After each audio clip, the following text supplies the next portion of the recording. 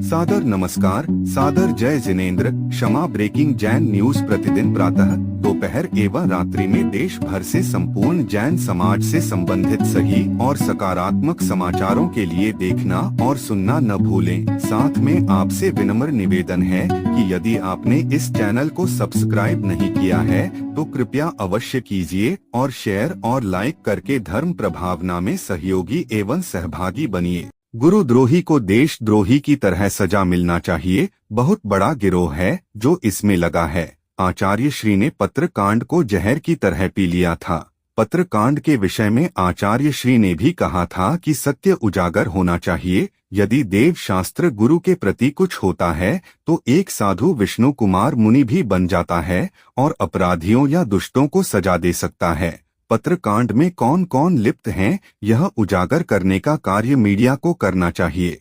अपराधियों को आचार्य श्री संघ के आचार्य श्री समय सागर जी के पास जाकर क्षमा मांगना चाहिए। यह बड़ी बातें कहीं परम पूज्य आचार्य श्री विद्यासागर जी महाराज के शिष्य पूज्य जैन मुनि श्री निष्कंप सागर जी महाराज ने। लीजिए सुनिए पूज्य मुनि श्री की पूरी बात। हमारे साथ निष्कंप सागर जी महाराज हैं और हम उनसे पत्रकांड के संबंध में चर्चा करेंगे कि जो ये मामला अब काफ़ी उजागर हो चुका है तो संघ के मन में क्या चल रहा है, साधुओं के मन में क्या चल रहा है। और हम निष्कंप सागर जी से जानना चाहेंगे कि ये पत्रकांड के बारे में जब आप सुनते हैं और आचार्य विद्यासागर जी महाराज के उस प्रकरण से बहुत से लोगों जो साधु हैं उनसे जुड़ा हुआ देखते हैं तो आप लोगों के मन में क्या विचार चल रहा है, क्या जानकारियाँ हैं इसके बारे में आपको? पूज्य गुरुदेव के आशीर्वाद से हम दो महाराज जी के लिए राजस्थान के लिए बिहार हुआ और राजस्थान से जब पूज्य गुरुदेव के आशीर्वाद से कुंडलपुर महोत्सव में हम लोग आए और महोत्सव के बाद पूज्यवर निर्यापक श्री समता सागर जी महाराज जी के साथ में पूज्य गुरुदेव के आशीर्वाद से वहाँ पर रहे। 2022 में बेगमगंज चातुर्मास था, तब पूज्य गुरुदेव के नाम से या पूज्य गुरुदेव के विरोध में कुछ पत्र आए। पढ़कर मन बहुत स्तब्ध रहा कि ऐसा कौन व्यक्ति है जो इस संसार के, इस विश्व के, इस ब्रह्मांड के देवता के बारे में ऐसी अनर्गल बातें लिख रहा है।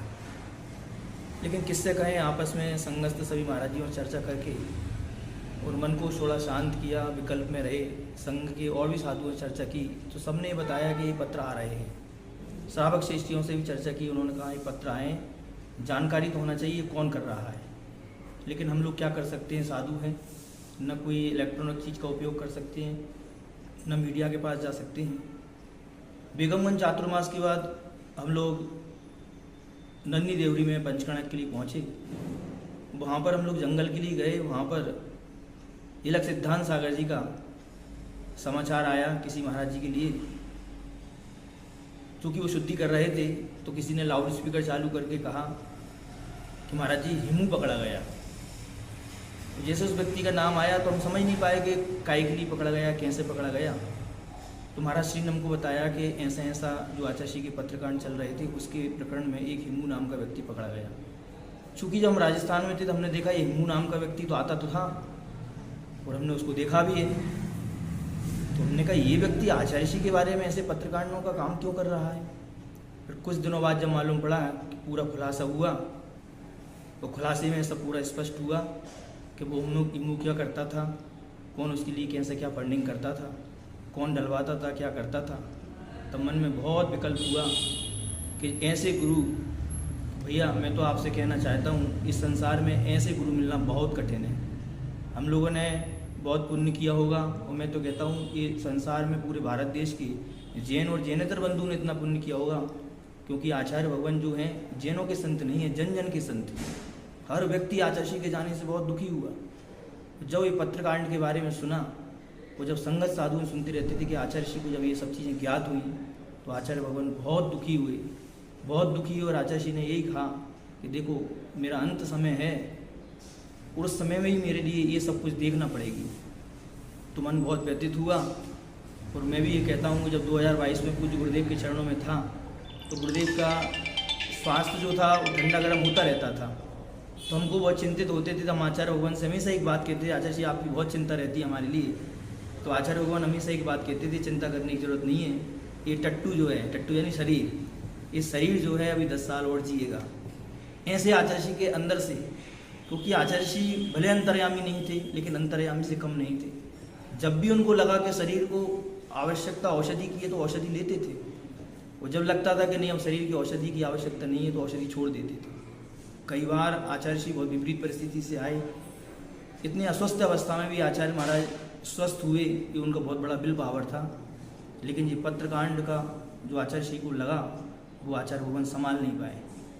लेकिन आचार्य महाराज तो अध्यात्म प्रेमी थे, उन्होंने तो कर्म का उदय समझकर इस चीज़ के लिए, जैसे कहा जाता है कि वैष्णव संप्रदाय में कहा जाता है कि शिव जी ने विष को पी लिया था, ऐसे आचार्य भगवान ने इस जहर को तो पी लिया। और वो तो बिल्कुल अध्यात्मवादी थे, कर्म सिद्धांतवादी थे, वो तो कहते थे पूर्व जन्म का कोई कर्म का वैरी है। लेकिन उसने कहा कोई बात नहीं, मैं समता परिणाम के साथ करूँगा। लेकिन आचार्य भगवान ने एक शब्द जरूर कहा था, मुझको याद है, सत्य उजागर होना चाहिए।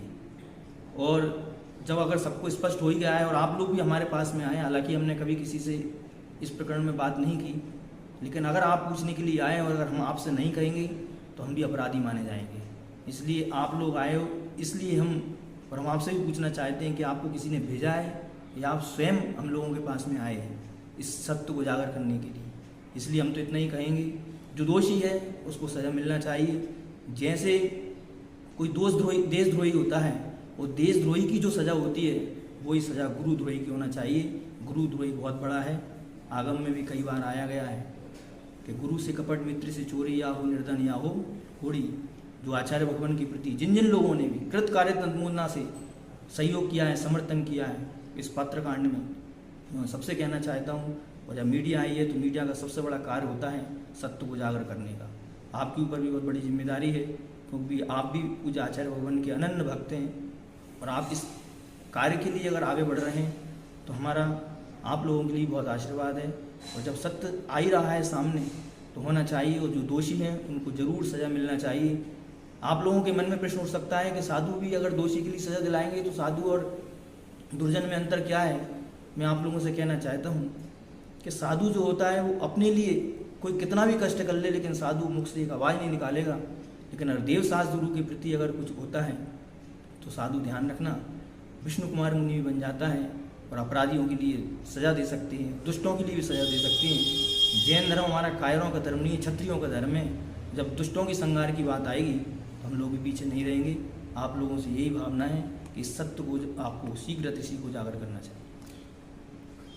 जो संघ है आचार्य श्री का, तो आप आचार्य श्री की तपस्या देखते हैं, वर्षों से पूरी दुनिया ने उनकी तपस्या का लोहा माना है कि अगर वो निकल रहे हैं तो हजारों लोग, चाहे वो किसी समाज के हों, वो उनके अभिवादन में झुक के खड़े हो गए।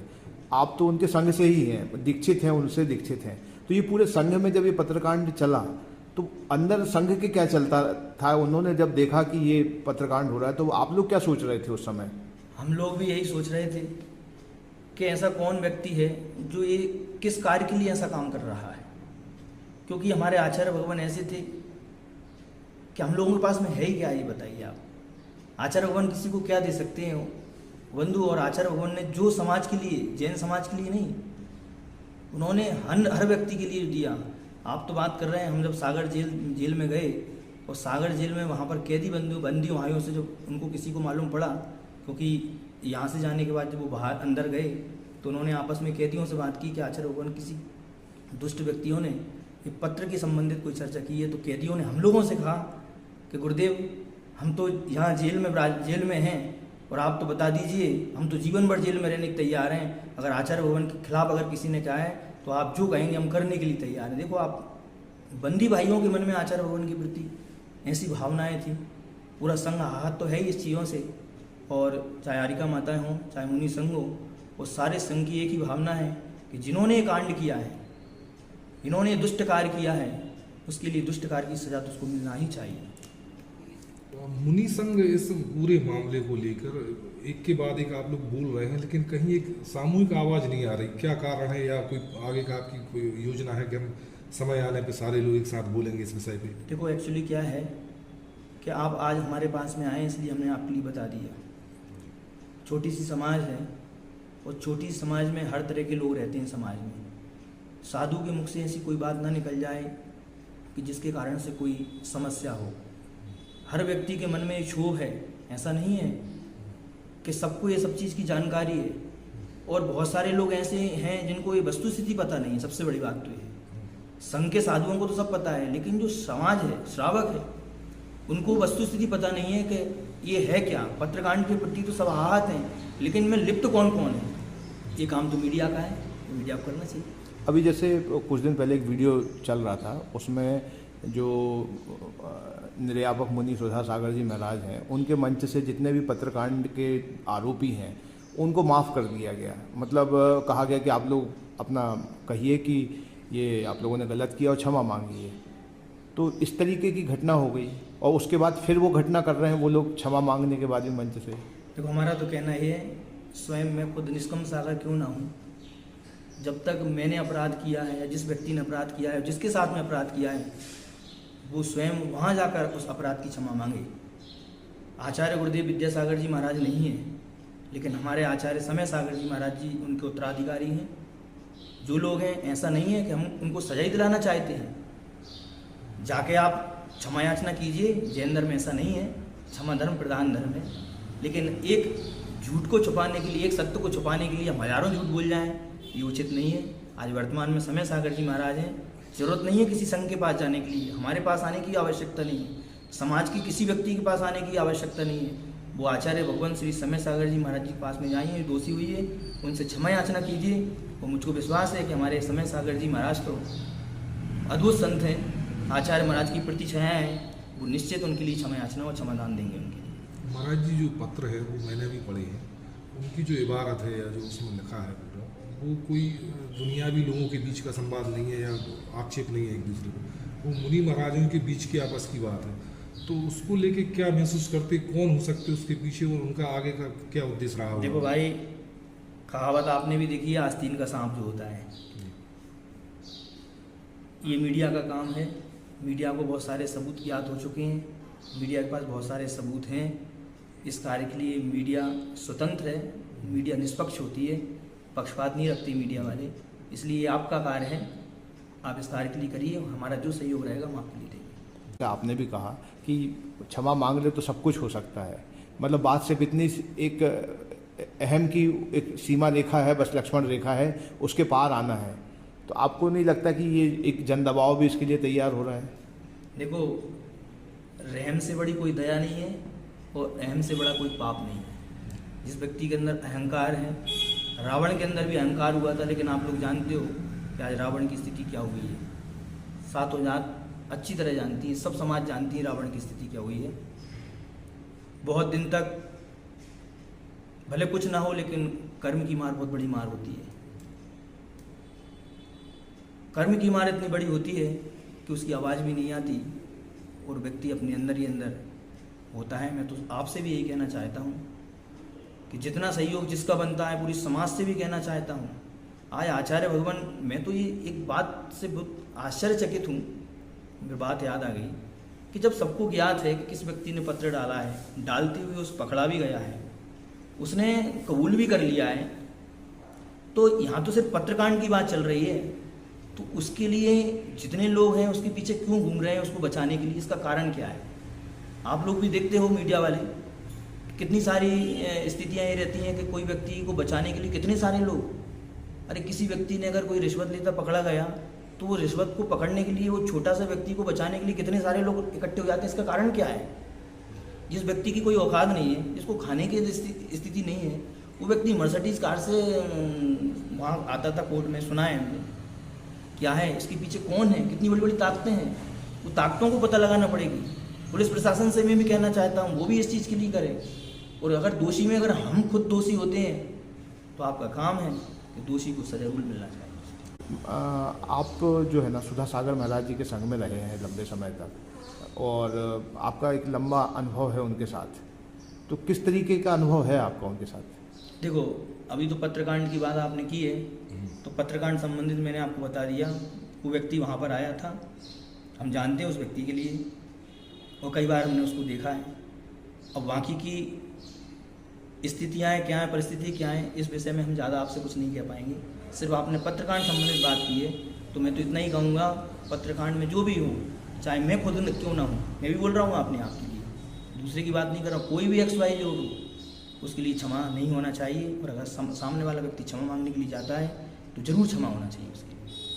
इस पूरी घटना का समाज पे क्या असर पड़ रहा है, जैन समाज पे देखो, और साधु समाज पे? समाज को पहली बात तो अंदर की बात बाहर नहीं आना चाहिए, लेकिन अगर अंदर की बात बाहर आ चुकी है तो समाज पे प्रभाव तो है, और समाज आक्रोशित भी है कि आचार्य भगवान के प्रति जिन जिन लोगों ने कृत्य किए हैं, आज आचार्य श्री हमारे इधर मौजूद होती तो कोई बात नहीं होती, कोई बात नहीं होती, आचार्य भगवान होते तो, लेकिन आचार्य भगवान नहीं है। और किस कारण से नहीं है ये भी मैं जानना चाहता हूँ, आप कहना चाहता हूँ आचार्य श्री दुखी थे।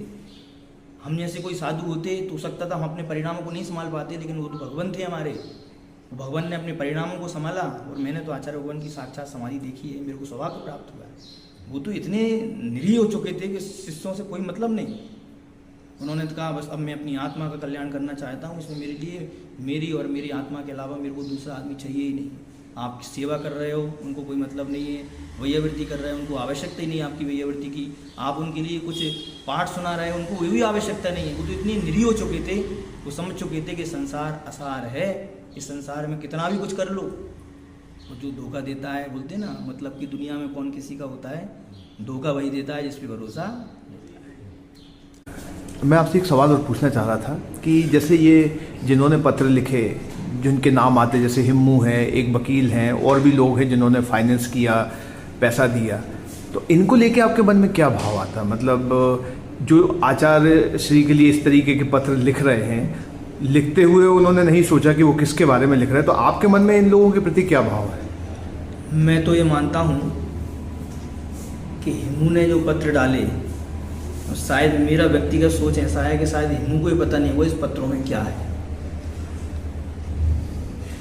वो तो बेचारा, मैंने जहाँ तक उसकी पारिवारिक दृष्टिकोण को देखा तो बहुत गरीब परिवार से है, शायद वो ज़्यादा उसकी फाइनेंशियल स्थिति नहीं है।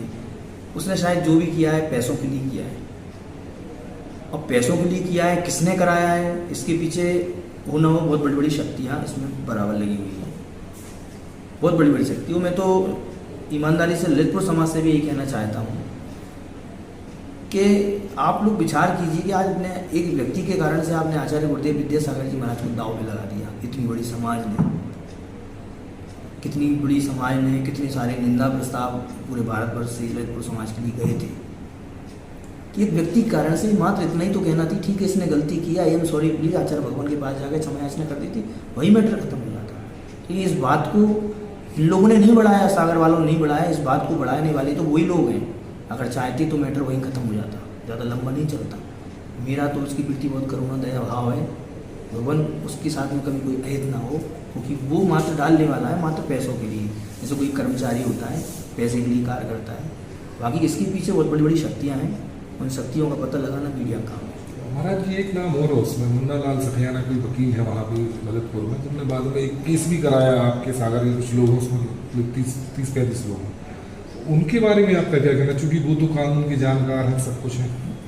देखो भैया, वो तो सब फंस चुके हैं, तो कहते हैं ना, हमने पहले ही बोला आपसे कि एक सत्य को छुपाने के लिए 100 झूठ बोलना पड़ती है। भले वो वकील है, लेकिन उन्होंने जिन जिन लोगों पर केस लगाए, मैंने पता लगाया कि एक ब्रह्मचारी बेचारा कार्यक्रम में थे, बॉम्बे में कहाँ थे, एक भैया जी कोई दूसरे कार्यक्रम में थे, इन लोगों के उसने नाम ले लिए कि जी कहीं से कहीं तक सरोकार नहीं, ना वो जानते ना हम जानते। वो सब चीज़, इन चीज़ों का एक बहुत बड़ा ग्रोह है, वो ग्रोह का पर्दाफाश करना तो आवश्यक है। जब मालूम सत्य मालूम पड़ेगा सत्य क्या है, तो आप लोगों का काम, मीडिया का काम है। लेकिन ये सत्य बहुत विस्फोटक नहीं होगा अगर उजागर होता है तो कोई दिक्कत नहीं, सत्य तो कड़वा होता है, सत्य तो कड़वा होता है। Kshama breaking Jain news YouTube channel पर विज्ञापन देकर धर्म प्रभावना में बने सहभागी। विज्ञापन देने हेतु संपर्क कीजिए मोबाइल नंबर 9026900740 एवं समाचार एवं वीडियो भेजने हेतु WhatsApp number 9335236222। Kshama breaking Jain news YouTube channel देखने के लिए आपको बहुत बहुत धन्यवाद। सादर प्रणाम, सादर जय जिनेंद्र।